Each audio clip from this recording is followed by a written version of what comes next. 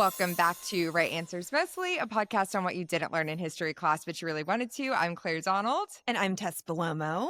And Rammies, we heard your cries about the Roosevelts. We are not done yet. We're bringing it back. The Roosevelts are so popular. From the beginning of Ram, I feel like people have been shouting out Alice Roosevelt, which I had never heard of before. Same. Literally no idea. Yeah, but everyone was like, especially after Teddy, they were like, you must do Alice.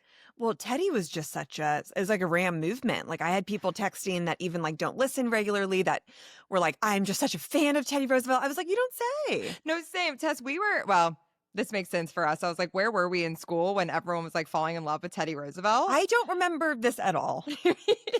But Lord knows what we were doing. Probably like just trying to flirt and like. Well, funny that you say that. Alice is perfect for the flirty girls and the boy crazy girls. We will get into it. But she is so Ram coded. So I understand why you guys were like begging for her. Oh, I'm so excited. Well, with that being said, what do you know about Alice? I have no idea. She's the granddaughter of Teddy Roosevelt? Great-granddaughter? She's a daughter. Oh, she's a daughter. She's a daughter. Favorite daughter. Favorite daughter. Yep, exactly. Hugh, wow, that would be Lord. such a good song for her. That really would be. Yeah. That's it. Well, again, great place to start. We learned so much with Teddy. We're going to learn so much with Alice. Let's take it away. Okay. Also, if you haven't listened to our Teddy Roosevelt episode, go back and listen. And there will be like some crossover information, which of course will happen with immediate family. And wait, can we really quickly say this is just so us we love when you guys comment on Spotify. And one of our bros commented because we were like, if you're a straight man, listen to it. And this just shows like my personality and Claire like calming me down all the time. I was like, Claire, did you see that someone gave us a 1 out of 3 on that episode? And she was like, no, that he was saying I'm 1 out of the 3 straight men here. And I was like, oh, thank God. Like I was getting so fired up. I was like, this is a 3 out of 3 episode. No, literally. Also, like on a grading scale of just 3, but you truly were like ready to go. Okay. Yeah, sorry, guys. You know, it's my Taurus nature just to be a little bit defensive, but it always comes out of place of just wanting to protect the pod. Well, of course. And that's what we're all here for anyways. Yes, exactly. Straight men, this isn't for you. Party girls, this episode is for you. So comment if you're a party girl on the Spotify episode, please. Please do. Okay, so let's get into our girl, Alice. So Alice Lee Roosevelt was born in Manhattan, New York, in the Roosevelt family home on February 12th, 1884. She's an Aquarius. She's an Aquarius. What's that all about? We cover so many Aquarius. Like, we really do. I know, that's almost like, is Aquarius our most covered sign? Like maybe that and Leo. Like I feel like we have a lot of Leo girlies in there. That really makes sense. It's performative. It's history. It's history. Exactly. It's her story.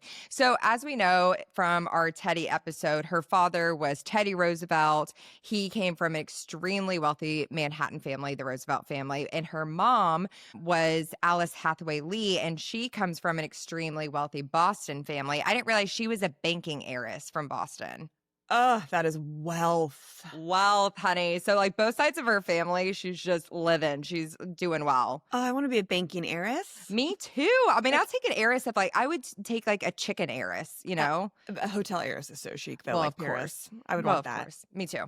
If we can choose. Yeah. So little Alice had extreme wealth on both sides. Again, remember her mom's name is Alice as well. But unfortunately for little Alice, 2 days after she was born on Valentine's Day, her mom, Big Alice, died, which on our Teddy episode, I thought it was from complications of childbirth. I swore I saw that, but it's apparently kidney failure. Oh, God. Yeah. So undiagnosed kidney failure. And then her grandma died 11 hours earlier of typhoid fever. Oof. It's always the typhoid. It's always the typhoid or it's the TB, you know, one of the two. Devastating. Devastating. So Teddy, her dad, is just like shattered by grief. And he said that was the day that the light left his life. And again, he wouldn't let his wife's Alice name be mentioned in his presence. He took it out of his autobiography. And so therefore, he couldn't even call his daughter by her name. Oh, honey. Yeah. So the family, he like made the family start calling his baby either baby Lee or Sissy, which Lee is her mom's maiden name. And that's interesting that he called her baby Lee and not baby Roosevelt. It was almost like he was like, I can't even like hold claim of this baby. Oh, that's so sad. It's so sad. He couldn't handle it. He pieces out to North Dakota to process his grief by becoming a cowboy. And little baby Alice is left to the care of her aunt Anna, which everyone called her either Bammy or Auntie B. So we're going to call her Auntie B. Okay, I remember this from the episode. Yes. So Auntie Bai is 29 years old. She doesn't have any kids of her own, but she is kind of like the matriarch of the family. Like she was Teddy's oldest sister. She's like running shit. So she's like, Mm, okay, I will take care of your baby. I love that. So for the first 3 years of her life, Alice grew up without her father. Teddy wrote to one of his friends, quote, her aunt can take care of her better than I can. She would be just as well off without me. Okay, well, that's not always the case. Like, I feel like that's like, oh, still scapegoat, you know? I'm just like, yeah, it's better with the woman, right? It's like, you are her father. Truly, it's like stop trying to be a cowboy and maybe like come and take care of your child. Yeah, perhaps. But honestly, like her time with Auntie Bai was great for Alice. Like Auntie Bai, Alice later said, was the single most important influence on her childhood. And she's like the only one that Alice really cared about as a child and the only one who really cared about Alice. Oh, Can I say the power of aunts? I was just thinking, like, you know how we always say cousin love is so special? Aunt love is very powerful. Aunt love it's not of this earth. And you grow up just idolizing your aunt. Like my mom's sister, like I like just thought she was so cool and beautiful. And I was like, whoa, what is she doing? No, same. And it's like they're never going to get mad at you like your mom is. Yeah, they're like, here, sweetie, just take Yeah. another little piece of candy, you know, Yeah, under the table. exactly. Aunt love is the best. And that was definitely the case for Bai and Alice. The bond between them was extremely deep. Auntie Bai was outgoing and warm and witty and charming. And she just had this warmth and ease to her. And she spoiled Alice. She deserved it. You know, her dad's like, peace out. I don't care. Oh Well, my I think God. that Bai saw that. And something that Bai did that no one else did was talk to Alice about her mom. Literally, everyone else was like, she doesn't exist. Don't bring her up. And so Alice is like, well, who is my mom? And Auntie Bai would sit her down and tell her stories about her mom because her mom and Auntie Bai became really close friends. And she was like, your mom was beautiful. She was this amazing woman. Good. Like I think in these times when like women died of childbirth, like the men would shut down or whatever. And then it was just like, we don't speak of this woman. And these kids were like, well, can I see a picture? And they were like, no. No, Tess, that's exactly how Teddy was too. And P.S., he's like off in North Dakota. Alice later said, quote, my father never ever mentioned my mother to me, which was absolutely wrong. He never said her name or that I had a different mother. Alice said it was just psychologically very bad. Yeah, guys, we got to process, you Yeah. know, like we have to process our emotions. We have to. And so you have this young girl who's just like longing to know who her mother was. But luckily, Bai didn't shy away from this. And she made sure to just have this happy home for her and prove to Alice that she was deeply loved. And it's literally the only time in Alice's life that she's going to have this love from her Oh, family. oh, just from her family? Well, no, I would Oh. say like in life. Oh, God. Oh, okay. Yeah, it's like the only time she gets like this undivided attention, which is tough. Yeah. So now, while Teddy is in North Dakota processing his grief, as we know, he was going back and forth between North Dakota and New York. And while he's in New York, he runs into his childhood sweetheart, Edith Caro. Now, everyone thought Edith and Teddy, because they were childhood sweethearts, everyone thought they were going to get married when they were growing up. But then he goes to Harvard and he meets Alice. And what I found in my research is it seems like there was some crossover between Edith and Alice. Oh, really? And then one day, Teddy just like dropped Edith out of nowhere. And I think why he did that is because Edith's dad was like a terrible alcoholic. And so Teddy was like, well, this isn't going to be great for my family.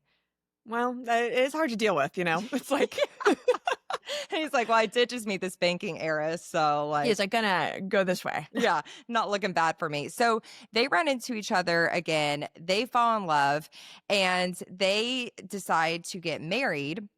And then Teddy writes Auntie Bai and he's like, listen, I know you love baby Lee and you guys have a special bond. So like, honestly, if you want to keep her, you can. And then we'll just keep this arrangement going. And Auntie Bai was like, that sounds great to me. Like, this is my girl. You guys go off and be married, do your thing. Then Edith and Teddy go on their honeymoon. And when they come back in 1887, Edith insists that Teddy take baby Lee, Alice, back from Auntie Bai and that they raise her. So he has to write Auntie Bai and he's like, ooh, remember what I said earlier? We're going to have to change that. Wait, that's so traumatizing for, oh my God. For everyone involved, it was extremely difficult for Bai because in their family, they had known Alice as Auntie Bai's baby Lee. And now she's going back with Teddy, which, like, by the way, she doesn't know this man. It's her dad, but she doesn't really know him. And Edith. And Edith is like this vibe. She's like kind of a cold woman. She's like very Victorian. And she insists that Alice call her mother. This, I was just going to say, this is triggering me so much that Edith was like, no, now she's ours. It's like, how dare you? Well, exactly. And the thing that like to rub salt in the wound is that Auntie Bi and Edith like really didn't vibe that well because Bi really liked Alice, Big Alice. And she was like, she makes Teddy a better version of himself. But she always thought that Edith like kind of took, I could see it from both ways because I also think that Auntie Bi was kind of like, you're taking our brother from us. And it's like, well, at some Like, point. a little bit weird, like in that way too. Yeah, exactly. So like, there's three sides to every story. You know what I mean? Everyone had some shit to work out. Everyone had some shit to work out, but honestly, in the end, it really is just sad. So Alice goes off to live with him. She's 4 years old, and she's essentially living with strangers at this point. And the home is just like filled with tension because Edith is pregnant and she was like really fragile because before this she had had a miscarriage. And so she's like freaking stressed about it. And Teddy is completely shut off from the pain of losing his first wife still. So in turn, he's shut off from Alice. Alice said, quote, my father obviously didn't want the symbol of his infidelity around, his two infidelities, in fact, infidelity to my stepmother for marrying my mother first and to my mother for going back to my stepmother after she died. Damn. So he just saw like Alice as a symbol of all of this. I hope that she gets into some therapy or No. in the 1880s. I can tell you that she won't, but she does turn into a good time. And you know what? Sometimes that is coping and that's okay. And that's okay. And we're all doing our goddamn best. We've been saying that. And you know what's worse is that, so Alice is obviously desperate for attention. These adults aren't paying any attention to her. And Edith cuts off all communication between Alice and Auntie Bi. Oh, God. Because Edith was like, Auntie Bi is going to like brainwash her and tell her that like her mom was better than me. Yeah. Oof. It's really tough. So Edith gives birth a few months after Alice goes to live with them. And in the end, we know that Teddy and Edith end up having 5 kids together, Kermit included. I'm just like obsessed with the fact that they had a kid named Kermit. I think we should bring back that name as a popular baby name, Kermit. We're calling it for 2026. Kermit is coming on the scene. This is our prediction. She has 5 siblings, but she always felt left out. Like she didn't feel quite included in her family. She was like sidelined from the start. And part of this is that she would go spend summers with her maternal grandparents. So it was kind of like, why do I have these different family members than my siblings? But honestly, it was like pretty great for Alice because her maternal grandparents are rich, bitch. And like they spoiled the shit out of her and they gave her a hefty allowance. What's hefty? I don't actually know. So, Like to a child? Oh, yeah. Like, what are they spending money on? Like anything they want. I mean, Tess so much so that Teddy and Edith used to joke. They said, we better be nice to sister because her money keeps this family afloat. Well, I guess like you're just like, then you just buy probably toys, right? Like if you're a kid. I think clothes, toys, like all of that kind of stuff. And like, I do think that Teddy and Edith were using some of her allowance for their family. It's giving like Kim Zolciak and on the same page. I was just thinking of what's her face? What's her name? Ariana. Ariana. We have to. She's still not. That's not her name to us. No, she's Kim Jr. Kim Jr. Exactly. Teddy Roosevelt is giving Kim Zolciak. We have to do a meme. We must do a meme. Which is also like really awkward with your parents telling you that too. Really tough all around. So even though that Edith raised Alice as one of her own, there was always tension between Edith and Alice. Like Edith and Alice were never on good terms. Edith used to talk shit about Alice's mom to her. She would say things like, well, I'm actually your dad's first wife because he fell in love with me before he fell in love with your mom. And then one time she told all of her kids that if Alice Hathaway Lee had lived, she would have bored Teddy to death. That is so inappropriate. No, I know. I really don't vibe with Edith. I didn't find one thing that I was like, wow, she seems like a great gal. No, this is like pissing me off. It's not okay. No, it's not okay. It's like truly like the stepmother from hell. It's giving Meredith Blake.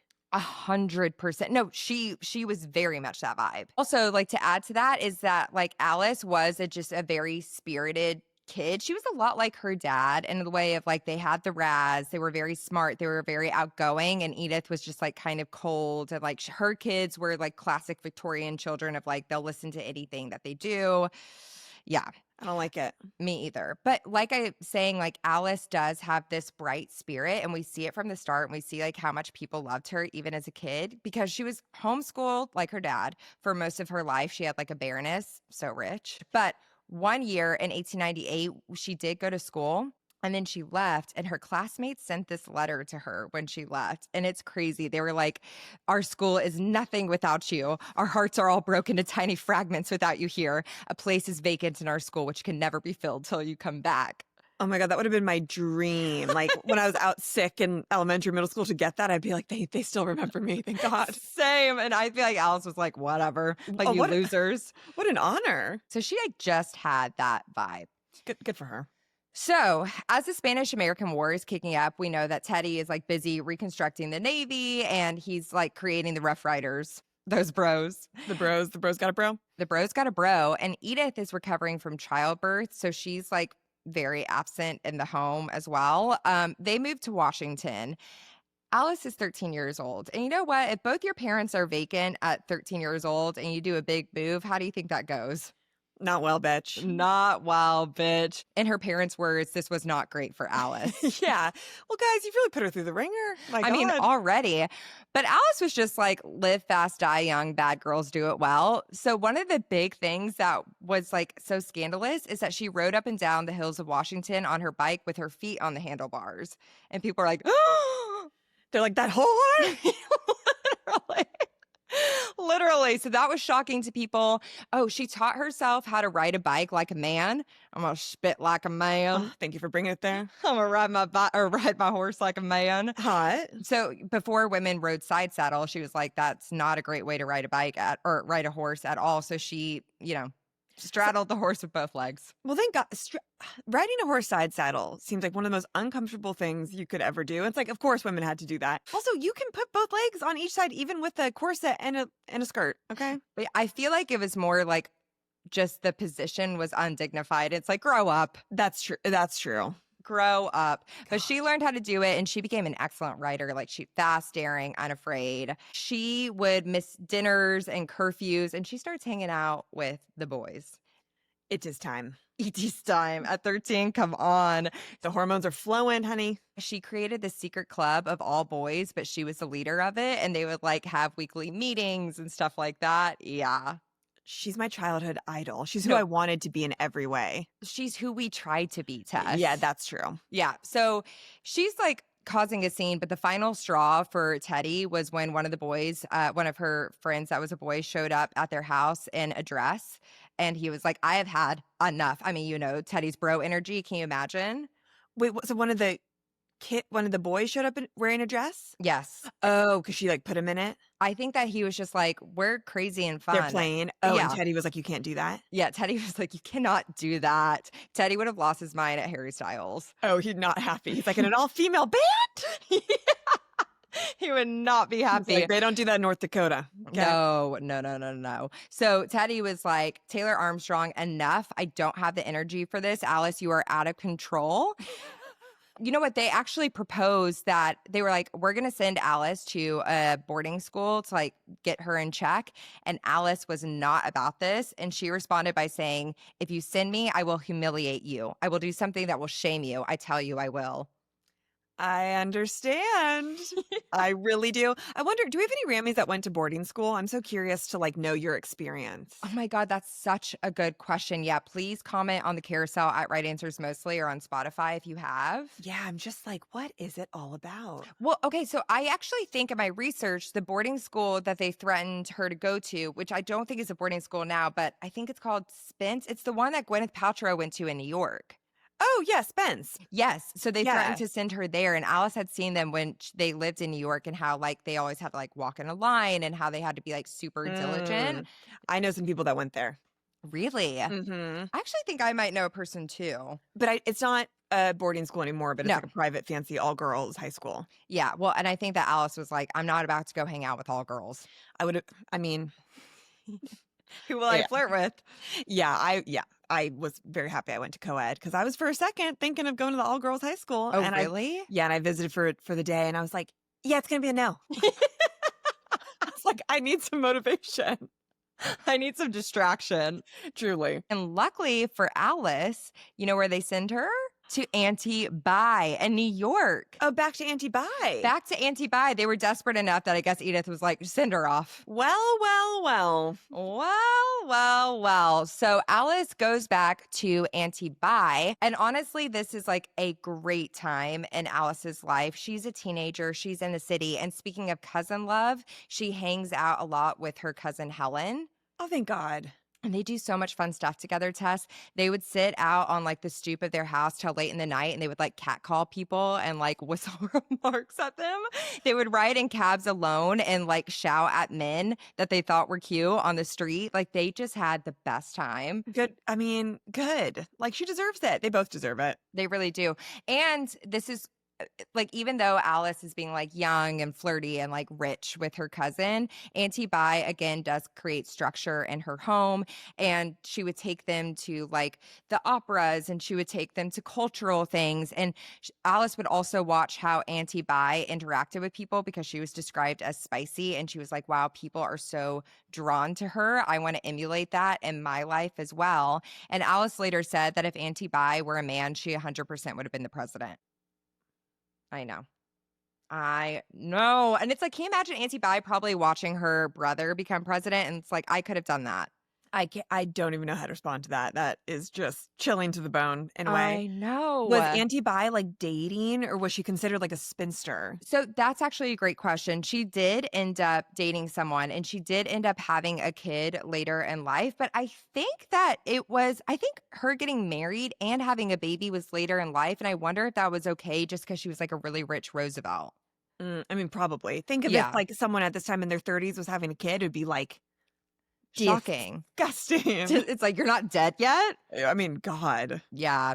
So Alice is finally getting some structure and intention that every kid needs. And she just starts to blossom into this witty, well-grounded, self-assured woman.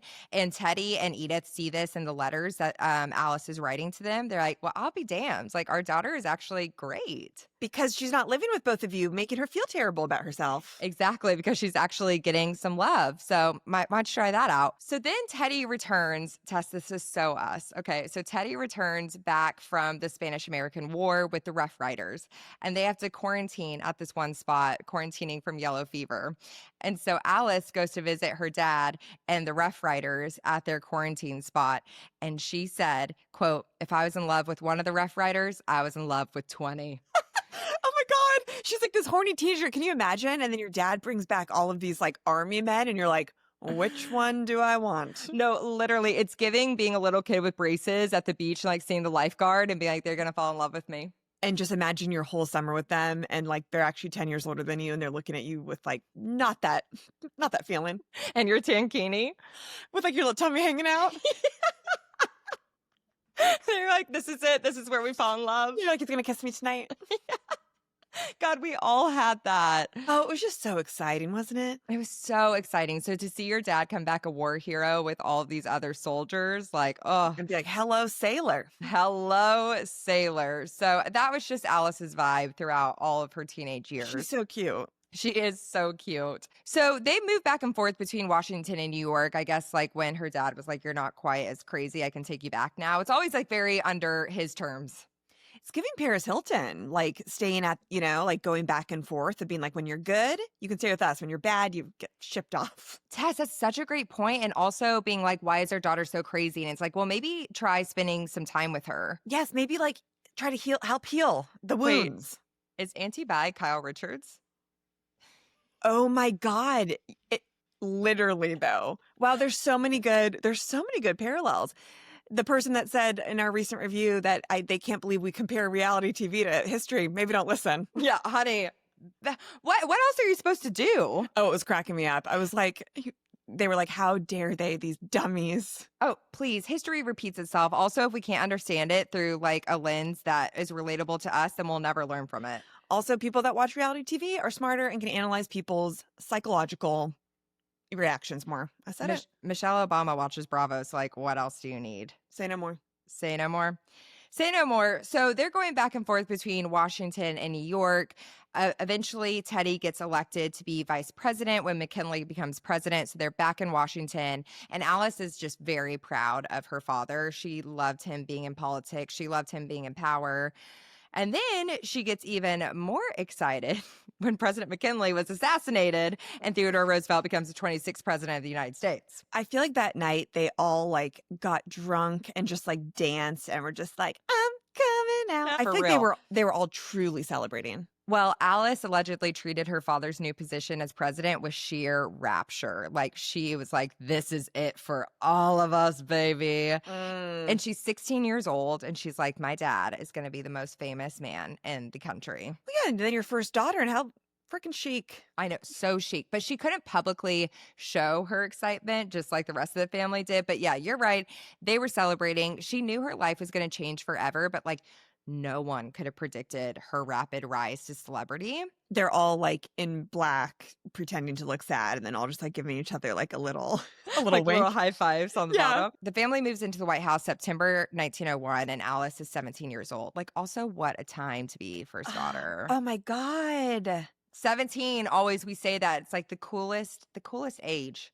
It's just it's the sweetest. There's something about that. So in February of 1902, when she's 18 years old, she has her debutante ball at the White House. And it's the first debutante ball to ever be at the White House. Like, talk about chic. Getting to have your coming out into society at the White House is so major. Are there pictures of her outfit? I kept trying to find like if this is like her actual dress. I don't think that there was one of her actual debutante ball dress, but I do know she wore like white chiffon with white roses and of course full-length gloves. Chic. And Tess, it was in February of 1908, and she planned it in February because she wanted it to be when all of the eligible bachelors wouldn't be at school when they were on holiday break. She's like, I want all the hot guys at my party. She is a planner. I know. Yeah, I like it. But also, she had some issues, of course, with Edith when they were planning the party. Yeah. So Edith was like super frugal and like plain and boring. And Edith was like, we need to have fruit punch instead of champagne because it's cheaper. And also, like, we don't want to piss off the temperance movement. And Alice is like, are you kidding? Alice was also like, I have my inheritance from my mom's side. Like, I will pay for champagne, please. Yes. Like, oh, what a bore. Such a bore. And also, like, Edith wanted her, like, the decorations to be more low key, all of that. Edith did win with the fruit punch. So there was no champagne, only fruit punch, which, like, God, I hope someone was spiking that. Oh, I'm sure. I'm sure Alice was. I'm sure she was too. She was known to do that. She was known to have a flask with her. But like, nonetheless, the ball was lavish and elegant. Tess, 600 people came. Of her closest friends. Of her 600 of her closest friends arrived. They said, quote, the lovely Alice was 7 deep in men the whole time with everyone dancing till 2 a.m. Has she like hooked up with anyone at this point? I'm sure. You think those like that boy club, I'm sure she took turns. Yeah, that's true. And, go off, girl. Go off. Go off, queen. Yeah, they would like meet in like a hay, something like hay. I don't know where they kept the hay. So I'm sure there was like, it playing was always doctor. happening in the hay. It was always happening in the hay. Yeah, so at her cotillion, she's dancing with 7-minute all times. One of the guys that she danced with was her cousin, 19-year-old Franklin D. Roosevelt. Kissing cousins? Tess, kissing cousins, like Oh, no. literally. And so I don't know if they ever hooked up, but Alice's family the whole time was like, well, we're planning on you and Franklin to get married. Oh, no. It seems like it's too late to be doing this. Like, it's one thing when it's happening in like Greek mythology. Yeah. Well, the thing is, she doesn't end up marrying Franklin D. Roosevelt because he ends up marrying his other cousin, Eleanor Roosevelt. Like, you guys just branch out. Branch out. It's better for everyone. Yeah, it really Let is. yourself experience other people. Yeah, when she was with Helen, her cousin Helen in New York, they were like writing letters to Franklin, like being all flirty. And Alice was like, I heard you found another girl, but you better not find another girl over me. Yeah, just weird. It's weird. I think we are, especially we're in the 1900s, we got to cut it out with the cousins. This is like early. This is like 1902. Okay. Okay. Yeah. For a second, this is random, but I was going to ask if Teddy Roosevelt was present when the Titanic sank, but no.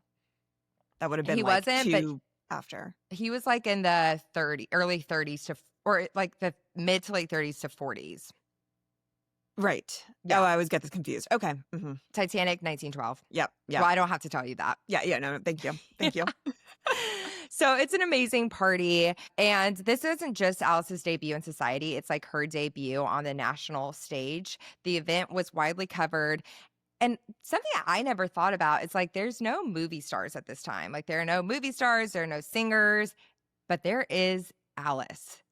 So it was just like if you were a socialite, it was the only thing. Exactly. But I kind of think that Alice Roosevelt was the first celebrity because she goes beyond just like socialites. I feel like sometimes are just within your circle. Alice, like her debut is on a national stage and everyone, like she becomes a sensation overnight. Wow. Was she like very like attractive? So I have sent this to my mom, and Tess and I were in a group chat. I actually think that Riley Keough could like really play her in a movie. Yeah, totally. Elvis's granddaughter. There are pictures where I'm like, wow, her eyes are amazing. I think beauty standards have changed.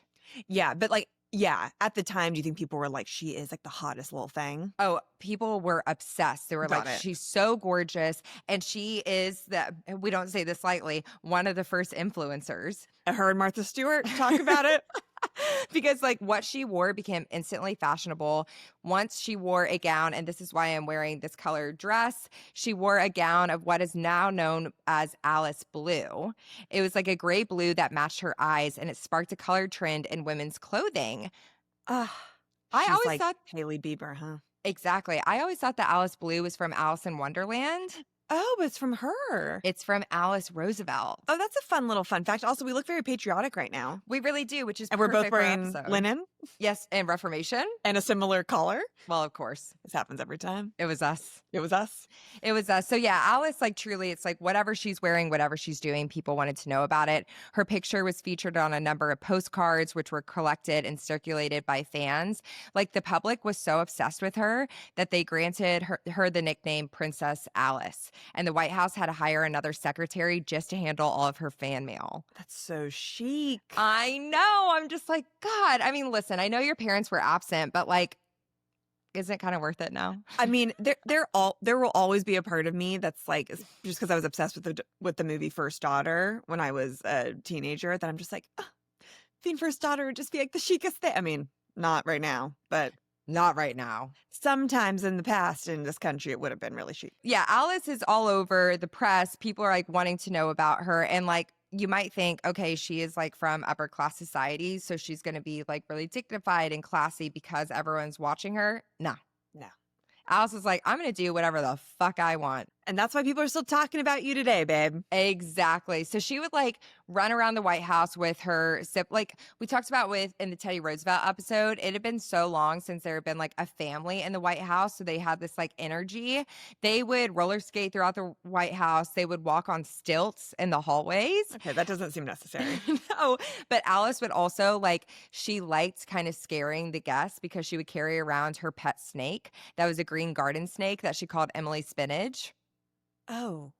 So She she was named- a snake. She was a reptile girly. But like, can't you see that for her? Yeah, because she's like, I'm fucking crazy.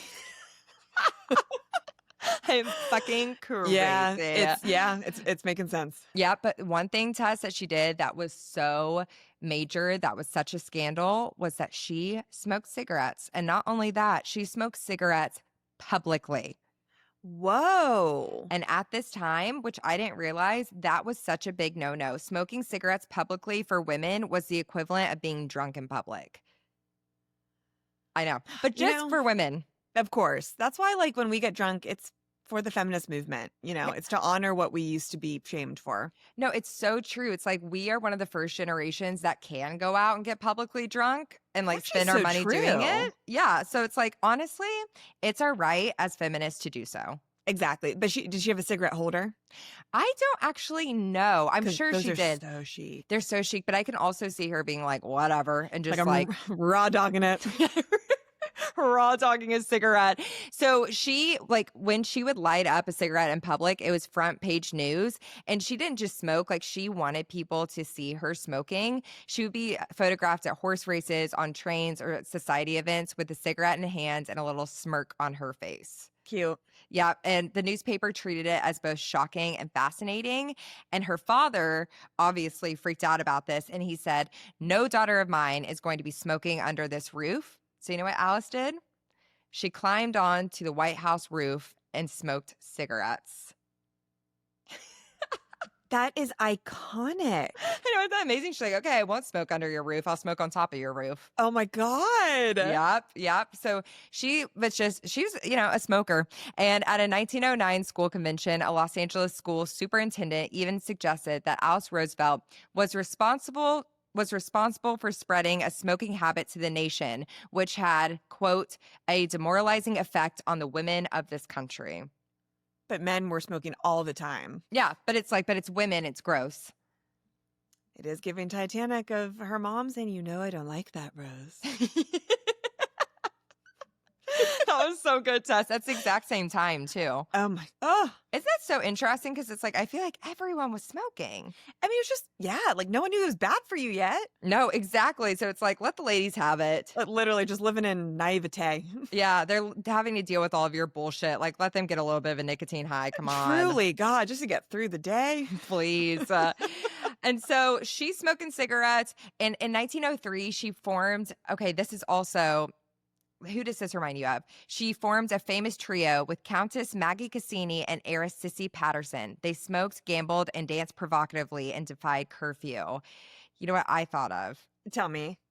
Britney Spears, Lindsay Lohan, and Paris Hilton. The photo in the car, the three of them. That's exactly what I was thinking too, Claire. That's exactly who these girls were. They were known as the Three Graces, like royalty. Wow. And they just partied. One newspaper reported that in 15 months, Alice Roosevelt had attended 407 dinners, 350 balls, and 300 parties. One paper alleged that she had stripped down to her lingerie at a drunken orgy held at Newport, Rhode Island mansion and danced atop a table, a story that proved to be false. But I'm also like, listen, do we know it to be false?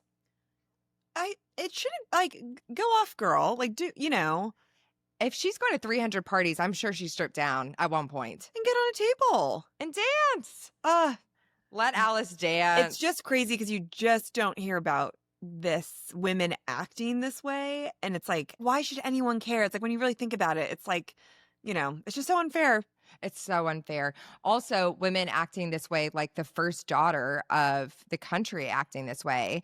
And she did get away with a lot of that because she was the first daughter. For instance, she drove cars and she drove them fast. And like at this time, cars were brand new, so you hardly saw people driving at all. And then the fact that she was driving the car was crazy because she's a woman. And not only that, she drove in cars with men without a chaperone. Wow. She's like, get in, loser. We're going shopping. Literally. So she was driving cars with boys and she was driving so fast. You know what so fast was back then? 10 miles per hour. 30 miles per hour. Oh, okay. Wow. I mean, yeah, when cars first came out, but God, those old cars are so, I'm just picturing Titanic when they're being lowered on the ship. They were just so cool. Amazing. And she had a red one that they called the Red Devil. And so she would speed. And then the police officers were on bikes trying to catch up with her to give her a ticket. I was going to say, would she actually get in trouble? Because she was no. Because then they would pull up and see that it was her, and they're like, shit. Oh, they're like, sorry, miss. Tell your father we send our regards. Literally. And so then she would just get away with it. She's like, thanks, baby. Yeah. She's just fucking cool. She wore trousers and makeup despite both being considered improper. She was photographed. Makeup was improper? Apparently. What? It all just doesn't make sense. No, it's literally it's what's a girl to do? Well, exactly. And it's one day makeup's improper. The next day you're fugly if you don't have makeup on. It's just, that's why you just everyone do what you want to do. Because everything's not real. No, nothing is real. And I loved it, just everything that she was doing. She was like, I also want to be photographed because I want people to know that I don't give a shit. Good. She felt that way. Teddy was not happy about this. I bet. Yeah, he worried that her behavior could reflect poorly on him. And it's like, well, where do you think this behavior comes from? Yeah. Your absence. Your Exactly. coldness to her, Your lack of love. your evil wife. Exactly. And so he would get onto her, and Alice was like, "That's rich that you are getting onto me," because as we know, also, like Teddy loved using the press. And it was actually his daughter, Alice. I thought it was his wife, Alice, that said that Teddy wanted to be the baby at the baptism, the wife at the bride at the wedding, and the corpse at the funeral. Wow. So she's like, "You can't tell me like what to do and not to be in the press when you also love using the press." And so when he would send her letters scorching her and reprimanding her, she just tossed them in the fire. I love that energy. Me too. Me Mhm. too. And once when Teddy was asked why he didn't control Alice, he said, quote, "I can do one of two things. I can be president of the United States or I can control Alice. I can't possibly do both." Why isn't this a movie? I know. Like, oh my God, it would just be so fun. Well, okay, we're saying this, and if Ryan Murphy comes out with a show about it, we are going to take legal action. We're taking legal action now. We are claiming the rights to Alice Roosevelt now. Trademark. Trademark. Yeah, TM. So stop it. Stop it. No touchy. And I also think that Riley Keough would be perfect. Oh my God, because of her and Daisy Jones, she just has that little fiery attitude. It's so cute. Exactly. Exactly. Who would play And Teddy Roosevelt? Leo? Oh my God. Anything that we could do to like work with him. I can't. Oh my God, that'd actually be. Oh my God. I know. I know. It'd be Oh, good. that'd be good And then we casting. could play the other two, like the Countess and the Heiress Yes. and the Bitch Pack. That could be us. Oh, that's perfect. Okay, I love this. I Love love this. that. Well, you guys, we're going to keep brainstorming. We're going to take a break and then come back because we have more to tell about Alice. Okay, we are back. So Alice has just been partying 365, bumping that. And Teddy couldn't get a handle on Alice. So his idea, he's like, okay, if you can't beat him, join him. He's like, I'm going to drink with her. He's like, Alice, we're going to the club, sis. He's like, let's take some Molly and let's just like bond. Oh my God. Oh, R.I.P. Alice Roosevelt. You would have loved rolling. Oh, I'm so sorry that that drug came out later Same. in time. Also, R.I.P. Alice, you would have loved a vape. Wait, okay. I think that we need to do a separate post of just R.I.P. Alice, you would have loved. This is great. This is great. I'm Write it taking a down. mental note. I'm taking a mental note. Okay, perfect. So he's like, God, okay, she's out of control. What if I could just kind of control her whereabouts a little more and use her PR for my PR? So Okay. he often had Alice serve as a White House hostess for formal events. He's like, she loves a party. She's great with the crowd. Like, let's monetize this shit. Let's do it. And then he even sends her on trips. Like he sent her for like the US, he sent her to the Caribbean. In 1903, he sent her to Puerto Rico. And he said this, which I thought was kind of funny. He goes, quote, "You were a real service down there because you made those people feel like you liked them and took interest in them." He's like, I've never known how to do that, even to my own daughter. Huh. Oh, Teddy. Oh, Teddy. So by 1905, she had been doing that so well and performing in official duties that her father sent her on this huge trip, and it was a large peace delegation to Asia. This was after he did something. He won the Peace Prize for this. It was something with the like Russian-Japanese war. Yeah, I Again, don't know. well, I don't know, but good for them. They did that. So Alice goes with like a bunch of political men. They go to Japan, Hawaii, China, the Philippines, and Korea. She's like, who can I fuck on this trip? Funny you say that, Tess. Put that in your back pocket. Okay. It's a long time at sea. You know what I mean? I mean, you got to pass the time. You got to in some way. And speaking of long time, Alice brought so much luggage and changed clothes so many times a day that her maid Anna nearly had a nervous breakdown. Oh God, I just like picture her with like Louis Vuitton, like those suitcases, you know? Maybe Louis Vuitton wasn't a thing yet. I Or think maybe it it was. was. I think Louis Vuitton was a thing at this point. I think She it was. with Yeah, all the those hard shell, you know? hard shell. Oh, I Mm. want it so bad. I want one too, but God, you just really can't like take that to the airport, can you? But her, yeah, Anna, poor thing, nearly had a nervous breakdown. And this trip just like fucking rocked for Alice. She was treated like royalty. She was like carried around, you know, in those like gold, like it was a golden seat that people like hold. Oh yeah. It says a litter or something like that. She was carried on the shoulders of 4 attendants, and reportedly the Sultan of Sulu, he proposed to her. He's like, God, Just- I love you. Just right then and there. Yeah, I think he was like, holy shit, I've never seen such a beautiful woman. And she Fair. was like, no. So he proposed to her. She got so many gifts from pearls to the finest silk, jade, and gold jewelry. She got a little Pekingese dog from the Empress of China.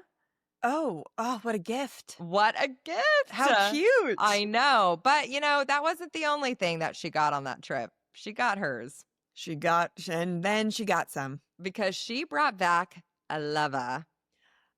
She had taken a summer lover. She had. And this is Mr. Nicholas Longworth III.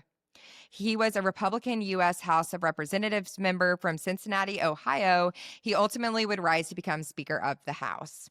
And remember, Rammies, that Republican in these days was still like a liberal king, right? We can say? I don't know if I'd say liberal king, but like Teddy Not it's not MAGA. right. That is for sure. And like Teddy Roosevelt was like the face of the progressive era. Right. Okay. Yes. Thank you for reminding us that because we hear like a Republican House of Representative members, yuck. Yeah, we can get very nervous by hearing that. Yeah. No, Alice would never. Ugh, But hot. I mean, God, men at this time, it's not like this guy was really great either. Yeah, it's not like he's like a feminist. No, Probably. no, he was not. So the two had traveled in the same social circles for years, but they sealed the deal on this trip. They both shared a love of politics, conversation, and being the center of attention, which can get tricky. Yeah, you gotta with this kind of personality, you have to go with an opposite. Well, exactly. Like she needed a man who was going to let her shine. And to ground a little bit, ground her. Yes, exactly. Well, he was 15 years older than her. So she's 21 at this point and he's 36.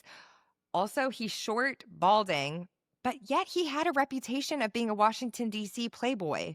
You know what it's giving? What? It's giving Tom on Roni. What's Tom's last name? Not like, it's like Tom D'Agostino?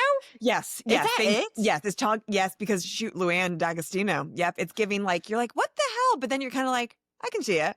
He has that sexual energy. For a second, you guys, for a second, you're kind of like, yeah. Okay. Also, like, I can't remember someone whose name that I just met, but I can remember Tom D'Agostino. Like, that was in my brain somewhere. And that's why this is our career. And that's a real fucking legacy, okay? Yeah. So God, you guys, you'll see on our carousel, his hairline was pushed back to the gods. Like, honey, just shave it.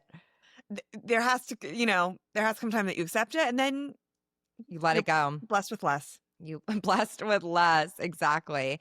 So he was wealthy and he ran in the right circles, even though he was a playboy, that enough that her dad approved their marriage. Again, originally her family wanted her to marry Franklin D. Roosevelt.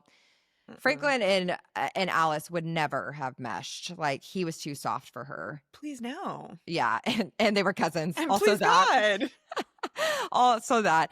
But Alice later admitted that she chiefly married only to get away from her father and stepmother. I would too, if that were my situation. Like, 100% God. same. But if that's any indication, there wasn't really like deep love from the start. Even before they got married, there was tension. He was stepping out on her, like very obviously cheating on her. Remember, he's a playboy. So she has jealousy there, obviously. And then he had jealousy because he's like, wait, she's more famous and gets more attention than I do. And I don't like that. It's giving Brad Pitt and Gwyneth Paltrow what she said in her memoir. Oh, really? Mm-hmm. Is that what they said? Yeah, he didn't like that she was more famous and popular and like got the like her rise to fame triggered him. And I mean, my God, let's like get out a huge scroll of like all the men that we've covered that this is the case. I think I've seen this film before. And I didn't like the ending. No. Yeah, Tess, you can say that again. But nonetheless, they get married. Their wedding took place in February 1906, and they get married at the White House. And it is the social event of the season. Weddings at the White House are chic. It's what's her face? The Biden, Noemi Biden. I think that's her name. My God, on Vogue. Like, that is the America that I want. Literally, Democrats in the White House doing good things for people and having beautiful weddings with taste and class. And it's like not that hard to ask for. No, it's not hard to like make the fucking walls not gaudy gold like Trump is doing. How dare you say gaudy gold? I'm so sorry. That was a nickname that Tess got when she was in high school. And like, I would never want you to put that on him. No, and that's for another time. It's just for another time.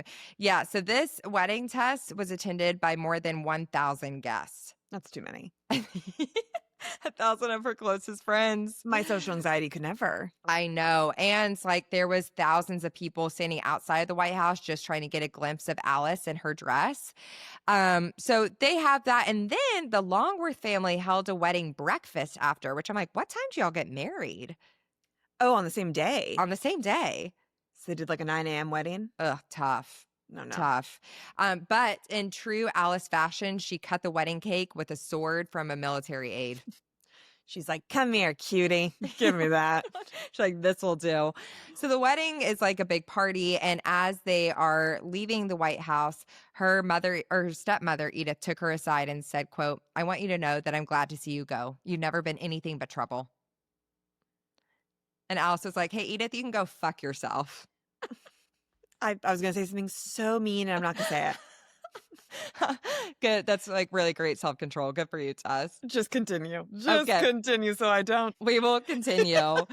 And then Tess, and then the darkness came.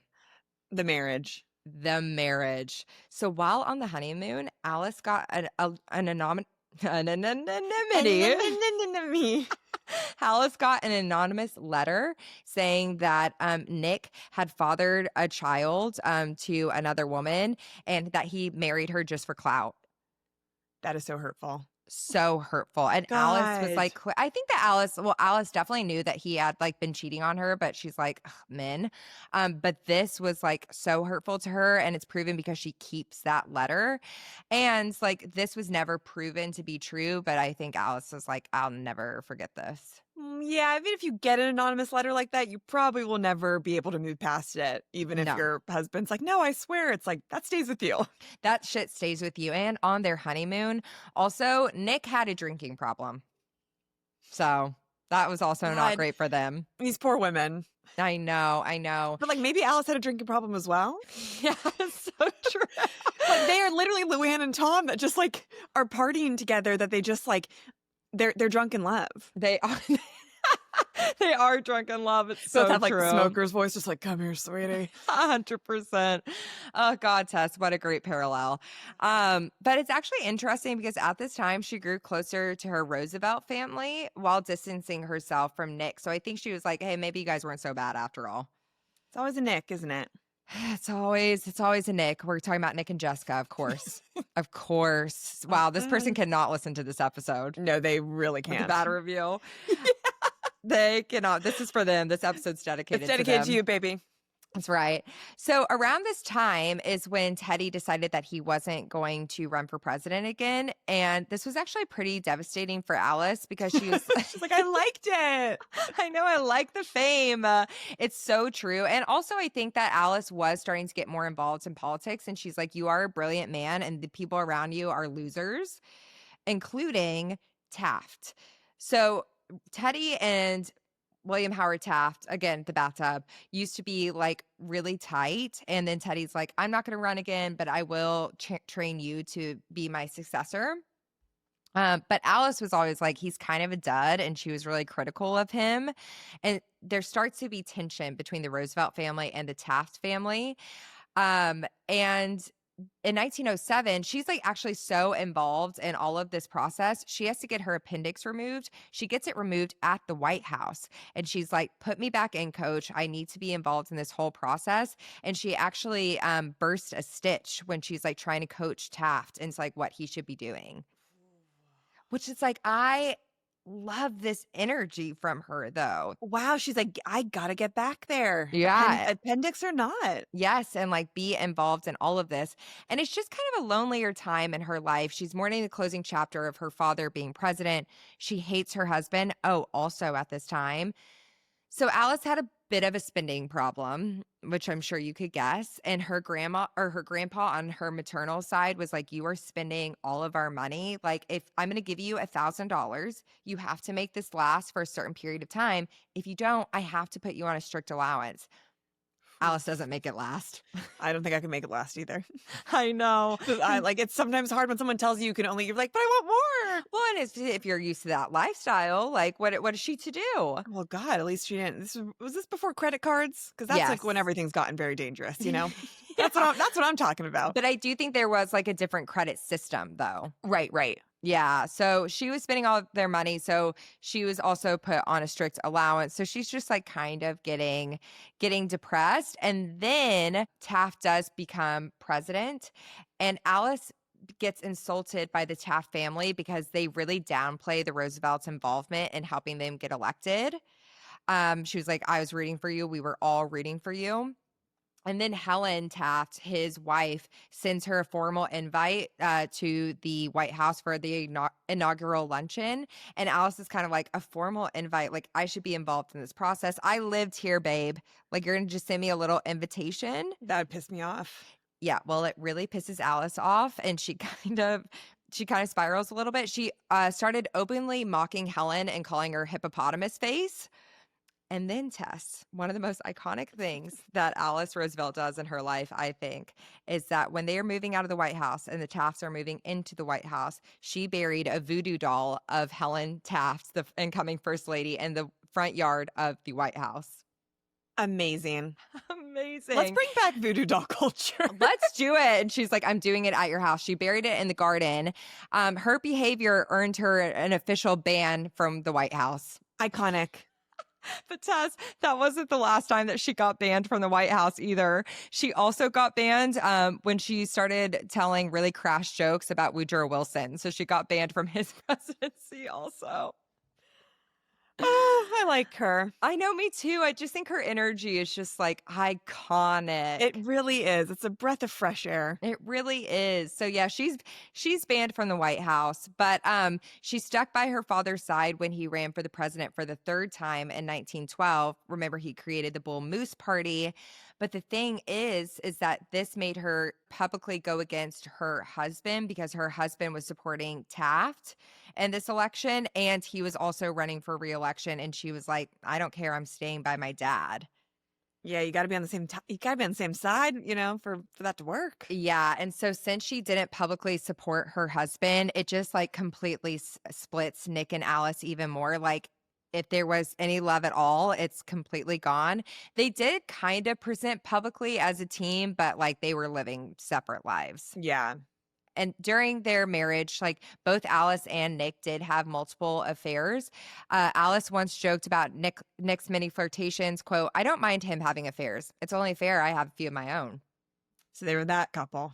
Which is that so couple. many couples in politics in Hollywood. Like, they're all doing that. Well, it's just a different world. You know what I mean? And Yep. I do love that she's like, well, if he's going to cheat on me, like I'm going to get mine too. Yeah.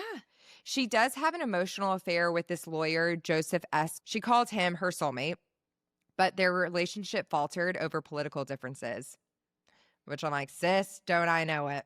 Yeah, it's just hard. That is hard. Well, especially because she's so involved in politics. Like, I actually think that if Alice were a man, she could have been president as well. I mean, truly. But this affair was really good for her, actually, because it reignited this emotional independence and reinvigorated Alice, like, get back out there. And so she essentially owned the Capitol's social stage for decades. Her Georgetown home became famous for salon-style gatherings where politicians, diplomats, and journalists mingled, often over strong cocktails and sharp political gossip. I love this vibe. Me Wow. too. Tess, she famously had a pillow in her salon that said, if you can't say something good about someone, sit right here by me. She would have been a Rammy. I'm obsessed with her. Me too. She loves the gossip. She loved drinking with the men. And she was like, all right, what are we going to do to like get further in politics? Yes. I love her vibe. I know. So she stayed involved in Washington political and social life, but she did go through some major personal losses at this time. Her younger brother, Quentin Roosevelt, was killed in aerial combat over France in July 1918 during the World War. And then 6 months later, her dad died in 1919. And she was just 34 years old. I think later in life, her and Teddy really, really bonded. I'm sure that he saw a lot of his first wife in her, and like once he could work that shit out. And like himself too, Yes. like they both just had such charisma and very outgoing and motivated people. And I think both like very brilliant people and very like forward thinking people. Yeah. So this is hard for her, and she actually never spoke about it personally and omitted it from her memoirs, just like her father had done with her mother. And just like her dad, she throws herself into governor work or into government work. She starts working alongside Senator William Borah. I think it's his last name, Borah. And their relationship, they go from colleagues to lovers. Ah, well, that's not good. It Classic. never really works, does it? But she does find emotional fulfillment with him. And together they championed the women's suffrage movement, child welfare, civil liberties.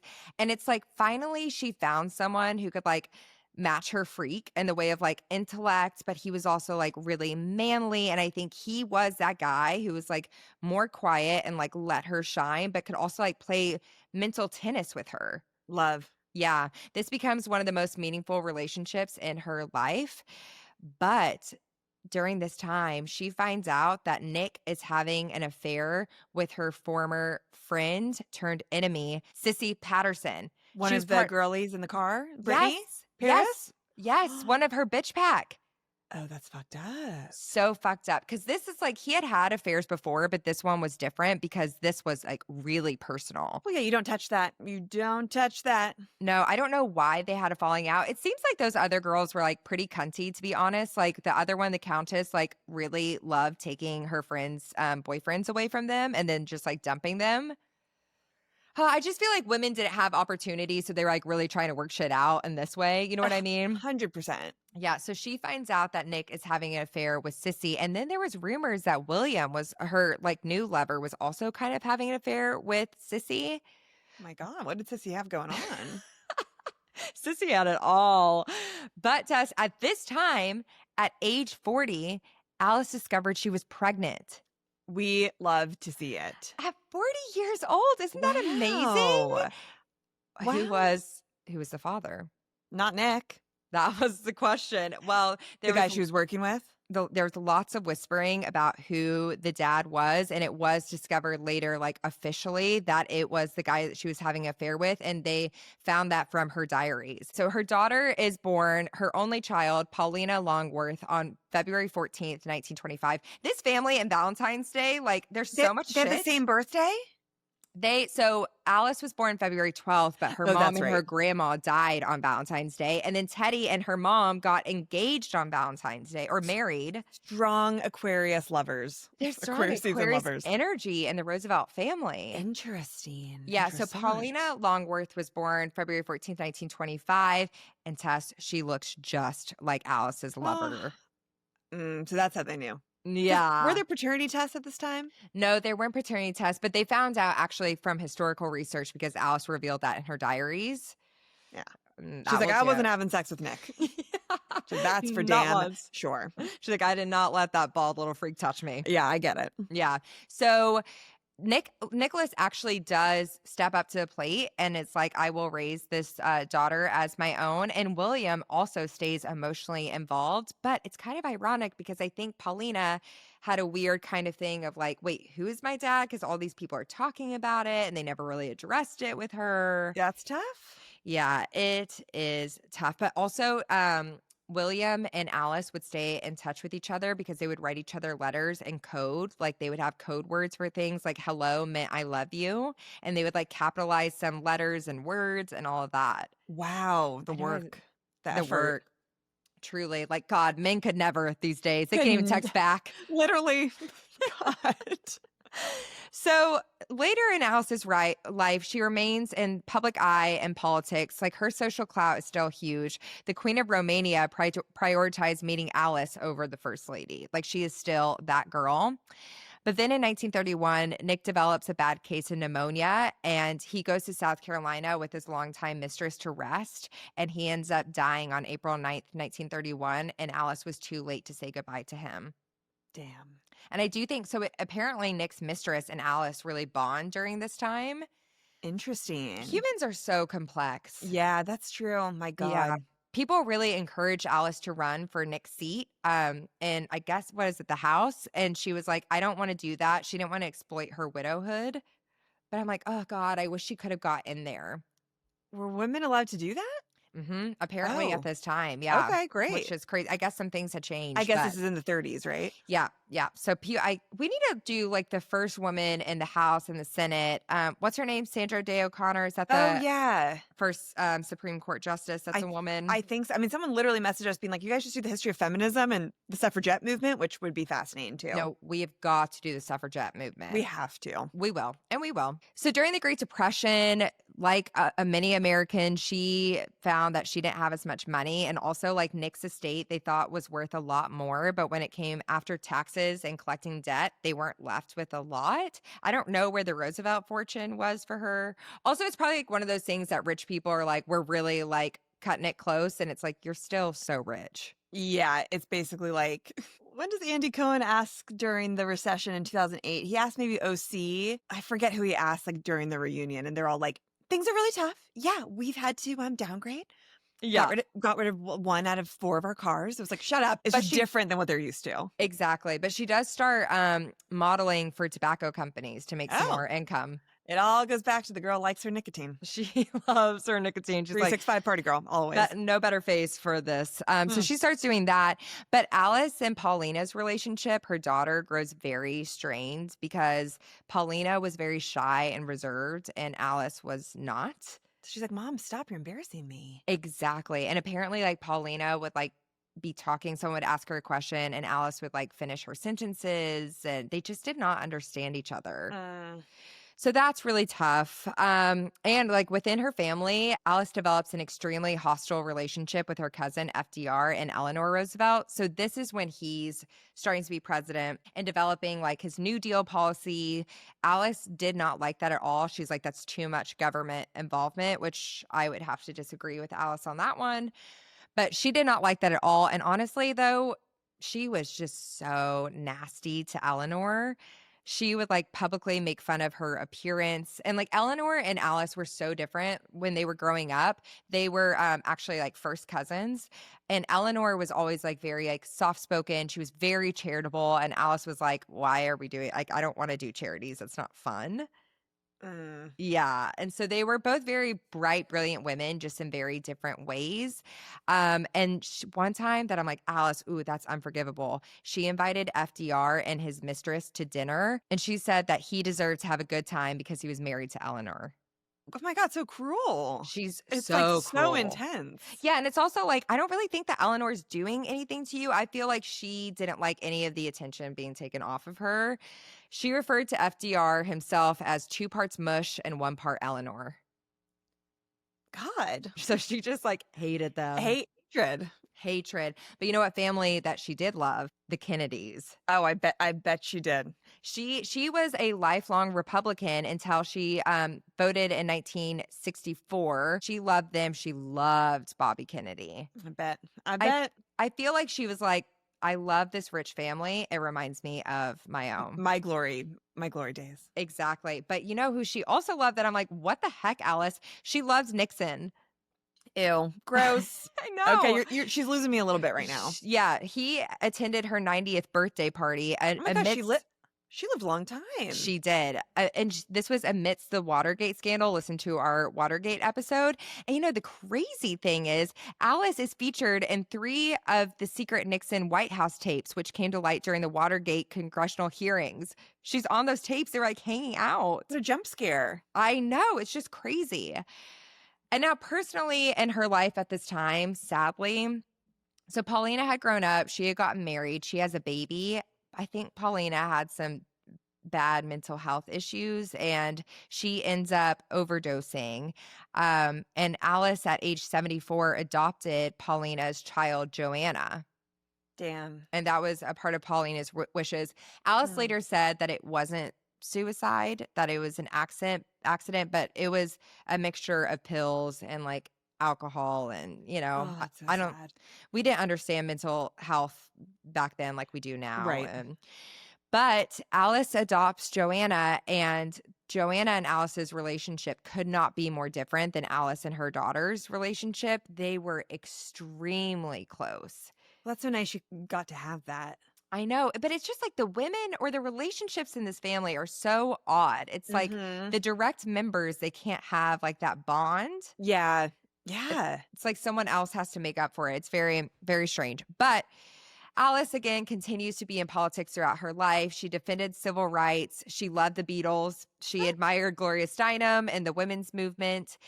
In 1956, she was diagnosed with breast cancer. She successfully underwent a mastectomy, but then they found cancer in another breast in 1970, requiring a second mastectomy. So she was a breast cancer survivor. She attended Truman Capote's Black and White Ball. She had a Siamese cat called Darling Puss Cat, Iconic. which, like, of course she would. And then after many years of ill health, Alice died peacefully at her Embassy Row house on February 20th, 1980, which is still an Aquarius Oh season. my God. It's like weird. It's creeping me out kind of. I know, me too. Crazy. 8 days after her 96th birthday. That is a long time to live for this time. Holy shit. okay, and- She went through so many lives, like from like, wow. From her start. And I would also just like to say, like, she was a party girl and she still lived to 96. So just live your life. Just do what you got to do at the end of the day, you know? So true. Have fun. She died with her granddaughter, Joanna, her friend Robert, and her cat, Darling Puss, by her side. In her final moments, she stuck out her tongue, one last wink from a woman who once called herself a cheerful fossil. Wow. She is the longest lived presidential child in U.S. history. And that is Alice Roosevelt. She's so iconic in so many ways. I am obsessed. I know. I just love her spirit. I feel like there has to be a movie about her. Like and it's just crazy that I've never had someone talk to me about her. No, and she's just so interesting and like broke so many barriers and was just like funny too. Like it's just like an entertaining story. I know. She just had like such a great spirit about her. It's also interesting that she was like the longest living presidential child and her dad was like the youngest president. There's like lots of mirroring in this family. I'm obsessed. That was so fun. We love. Good job, Claire. Thank you. We love Alice's spirit and like we recognize it. We do. We really do. We see you, girl. We do. We sure do. You guys, if you're just now listening to Ram, please subscribe on Spotify and iTunes. You can follow us on Instagram and TikTok at Right Answers Mostly. You can watch this video on YouTube. And if you really like it, you can get 3 bonus episodes a month when you join our premium channel, which is in our show notes. You have a whole back catalog of almost like 100 episodes too. So it's a great time. And our episode next week is going to be a premium history episode that you guys have been asking for since the beginning. Yes. And I'm scared, Tess. I'm scared too, Claire. I'm scared. So also just about that, you get a preview on main feed. The full episode is on premium. It's just one a month. Just one a month. It really helps us, you know, support Ram, support your favorite podcasters, and just check it out. You can always quit if you don't like it. Yeah, you always can. I mean, I don't think you will. You absolutely won't, but like you're not trapped in anything, honey, but I think you guys should check it out. I think so too.